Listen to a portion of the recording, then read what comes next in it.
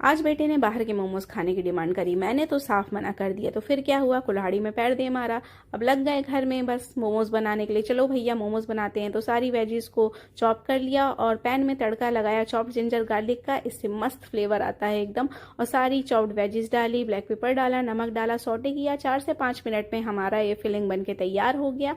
अब all purpose flower लिया, जिसे मैदा कहते हैं। इसमें तेल, नमक और पानी डाल के अच्छे से एकदम मुलायम सॉफ्ट बिल्कुल रुई के जैसे आटा गूंद लिया। और बड़ी सी मैंने एक रोटी बनाई और ग्लास की सहायता से छोटी छोटी गोल पुड़ियाँ बना दी। इतनी गोल पुड़ियाँ तो मुझसे कभी भी नहीं बनती।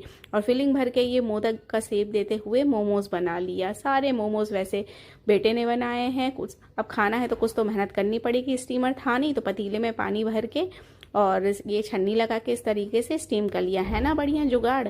अब इसमें से ऊपर से थोड़ा सा बटर की लिपा पोती कर ली, चाट मसाला धनिया पत्ती डाल दिया थोड़ा सा देसी फ्लेवर देने के लिए।